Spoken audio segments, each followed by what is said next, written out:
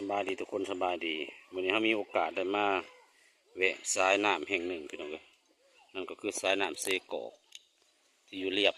ถนนทางเขาวิระบุรีบ้านนาโบวิระบุรีเซโปนเดอร์เราสิมาถ่ายบรรยากาศเขาเจ้าชาวบ้านชุมชนแห่งนี้เขาเจ้าเห็ดยังบัดจันซะช่วงหน้าแล้งช่วงอากาศร้อนเขาเจ้าจะมาลงสู่สายน้ำคนนะแม่นเบิดทุกคนเลย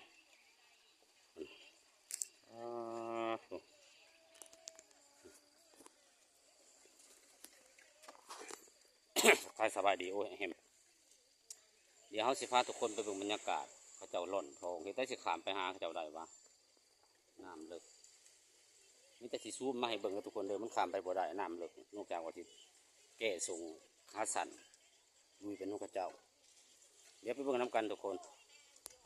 น้ำกันเลยบรรยากาศขออนุญาตท่านี่เด้อทุกคนเลยอากาศร้อนเหมาะสมอยู่ดอกเอาแหล่ขุดแล้วนั่นเนาะได้เท่าไรได้จักสลึงเลย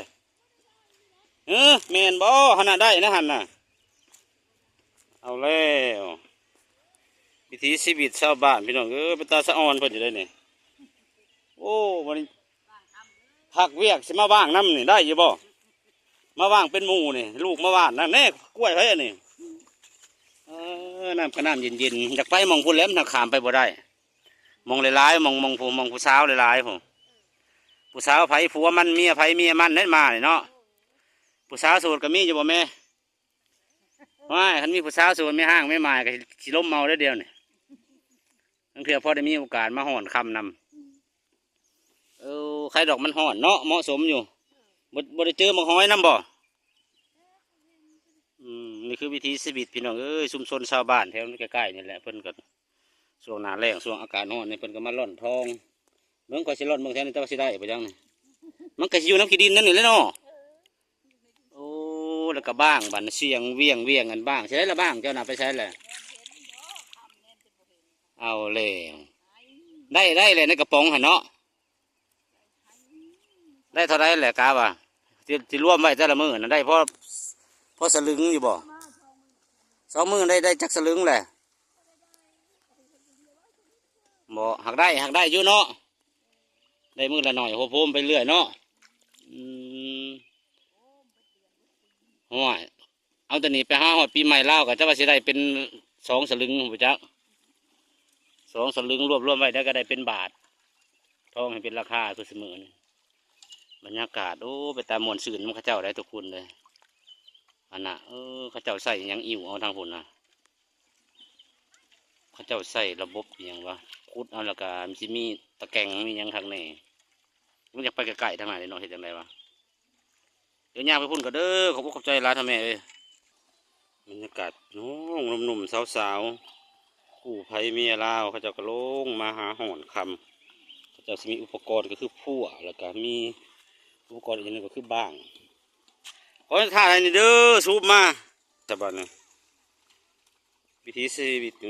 วิธีการหรือว่าวิธีวิธันของการล่อนแร่ทองพี่น้อง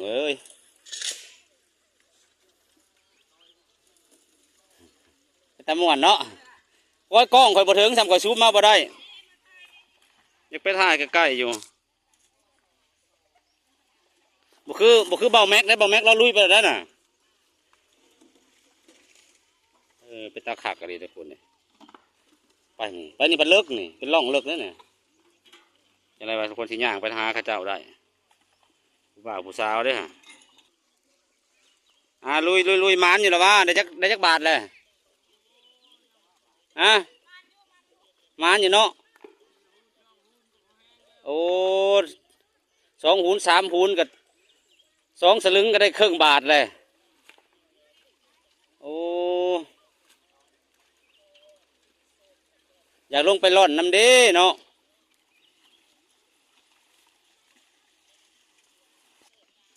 บรรยากาศเขาเจ้าร่อนคำพี่น้องท่านมีสะพานอุตตาย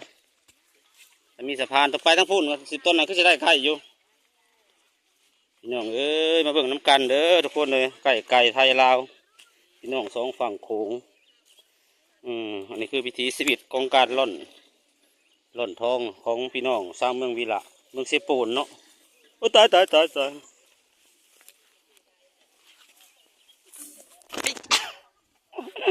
โอ้ยพอก็จะได้ไปแต่ซ้ำนี่นะอืมโอ้มีวิทยุพร้อมเด้อนะวิทยุฟังเพลงไปนำม่วนไปนำเสียทีแต่บ่ได้ไปไกลๆทุกคนเลยคักกะดีเสียทีแต่บ่ได้ไปบ่ไกลขออนุญาตจมน้ำทางพวกกระดาษแม่นเบิดผมอ๋อเป็นตาสอนเขาเจ้าได้เขาเจ้าว่าได้อยู่เขาเจ้าว่าเดี๋ยวบังกล้องเด้อ อายาเราโอ้ยบอกภาษากลางนะบอกภาษาหนึ่งเขาฟังบุคคลเรื่องไปบ่ได้พี่น้องเอ้ยน้ำมันเลิกนอกจากว่าสิแก้ส่งไปเห็นน้ำเพิ่นใส่แต่ส่งสลิปเนาะใส่แต่ส่งกางเกงในแล้วก็ย่างไปวันโอ้ผู้สาวเขาจะสิแน่เบิ่งได้โอ้อายกับเจ้าฮะโอ้ยผู้สาวบ่แม่นผู้สาวกับลูกเมียเพิ่นก็อายเขาเจ้าเลยเนาะบ่เป็นหยังบ่เป็นหยังเดี๋ยวโอกาสหน้ามาสิเตรียมสูตรมานั่นไปเวียกช่วงสงกรานต์กันยังสิขวัดอยู่ติเดี๋ยวสงกรานต์สิมาแวะลินเด้อสิเตรียมสูตรมามาลอยน้ำสงกรานต์ก่อนหยุดเวียกก่อน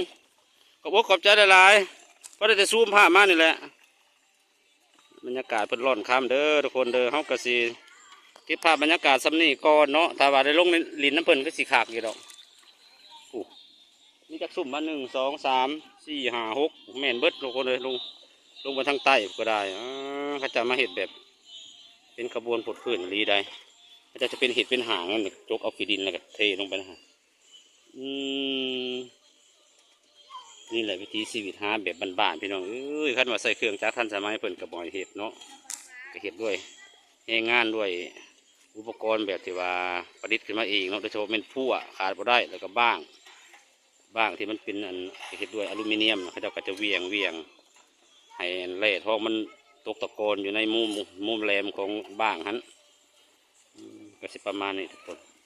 โอเคกันเด้อทุกคนเด้อเดี๋ยวมาห้องเนี่ยเขาเก็บภาพเก็บคลิปสมีก่อนนี่โอกาสหน้าถ้าวันสละเวลามาดีๆใส่เตรียมส่งข้าสันมาแล้วก็ลงลุยถ่ายไก่น้ำข้าเจ้าสัมผัสถามข้าเจ้าที่ข้าเจ้าบอกเข้าก็ได้อยู่สะสมไปเรื่อยๆนี่แหละวิธีชีวิตการร่อนทองของชาวเมืองเซโปนเด้อพี่น้องตามสายเซโกมาห้องนี้บอลรอนชาแนลขออำลาฟ้าจากจบคลิปเพียงเท่านี้ก่อนพบกันใหม่คลิปหน้าบายบาย